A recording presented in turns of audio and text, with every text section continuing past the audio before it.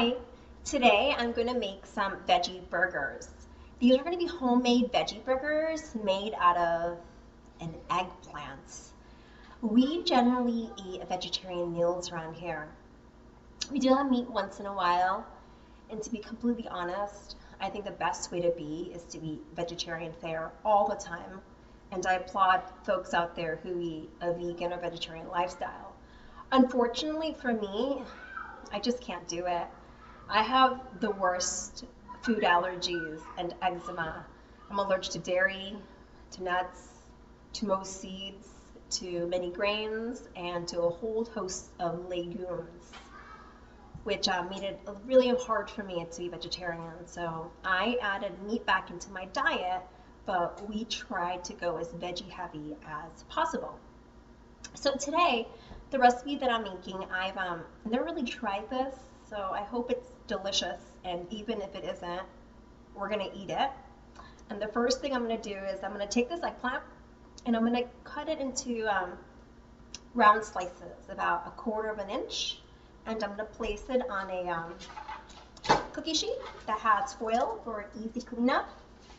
And I'm going to bake my eggplant slices at 450 for about 10 minutes, and then I'll flip them over and cook for another 5 minutes. And while my eggplant is baking in the oven, I'm going to saute one onion that I will either dice very small with my knife, or I might food process, and then I'm going to add about 4 cloves of garlic to that. So in my oven, what's going to go is one eggplant that's going to be sliced 1/4 of an inch, baked at 450 for about 10 minutes, and then I'm going to flip it over for another 5. And while that cooks, I'm going to saute in a little bit of olive oil, 1 whole onion that's been diced, and 4 cloves of garlic. And then I'm going to figure out what else I have in my fridge to make a delicious veggie burger. So here goes. Okay, my eggplant has been roasted. I baked the eggplant in the oven with a little bit of olive oil that I brushed with this handy dandy brusher. I just got this as a gift. You don't need to use this. If you don't have one, use your fingers. And I also sprinkle a little bit of sea salt. The reason that I make veggie burgers is I also have a soy allergy. And most of the veggie burgers on the market have some sort of soy filler or something in it that I can't eat. A lot of times I find canola oil. I have a canola oil allergy. Unfortunately, I am one of the most allergic human beings in the world, which is why I have no choice but to cook my own food. And I don't really like weird, fake, processed foods. Like sometimes the veggie burgers, they'll use that Daiya cheese, and I mean it's tasty, it melts, but it's a bunch of canola oil or other things like that. And I don't understand why that would be my veggie burger. That doesn't make a wholesome burger. So what I'm gonna do now is grab a really large bowl. I love big bowls. They are so useful in the kitchen. You can do so many things. So I got a bowl this big. And in here, I'm gonna put my 1 roasted eggplant. I'm going to also put my onion and garlic that I sauteed in olive oil on my frying pan. And I'm also going to add a little bit of chopped fresh parsley and cilantro, about a tablespoon's worth.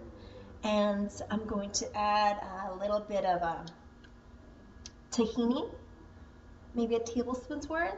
And as another binder, I'm going to add about a cup's worth of chickpeas that I'm going to food process in my food processor.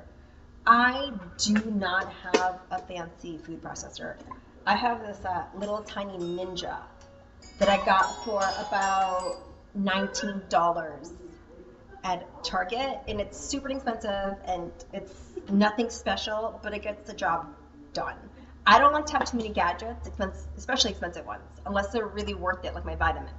So I'm gonna mix up and I'll be right back.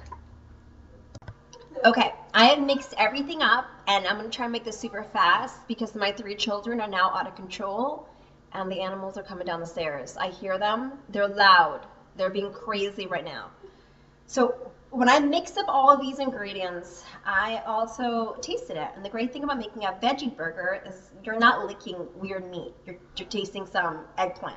It's fine. There's no egg. There's nothing raw in here. So I added a good amount of sea salt, and it's nice and seasoned. Right now, this looks like a glorified dip. It's tasty, but this is not a burger. And this is not going to go on any sort of bun. So what I'm going to do, lastly, is I'm going to add about 1 cup of panko. The panko should go in last, these breadcrumbs. I like panko because of the texture. When you add your panko, as soon as you add it, you should have your cast iron skillet ready to go. I put a little bit of grapeseed oil because it's a high temperature oil and doesn't cause allergies here in my family. I also would use safflower if I had it. So what I'm going to do is, as soon as I add my panko, go ahead and form these into burger patties and fry up some veggie burgers and keep my fingers crossed and hope they taste really delicious. So here we go. Okay, here's the good news. The veggie burgers came out.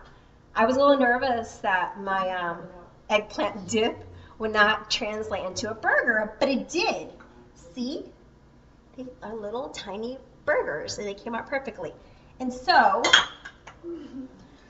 I have these little tiny burger rolls from Trader Joe's. I put a little safflower based mayo and some red leaf lettuce, and my friend Monsi is here. She is a friend from my law school days a long time ago, and she's gonna try this, and let's keep our fingers crossed that it tastes good. I'm very excited. This looks delicious.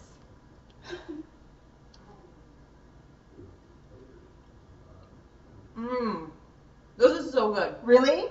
This is really good. Yay! Success! I will post the recipe, and This is so good. if you learn anything from this, it's use whatever you have, make it work, and it's gonna be delicious. And last minute, just sprinkle some love. Yummy. Beam some sunshine. Do you like yours too? I love it. You love it? I love it.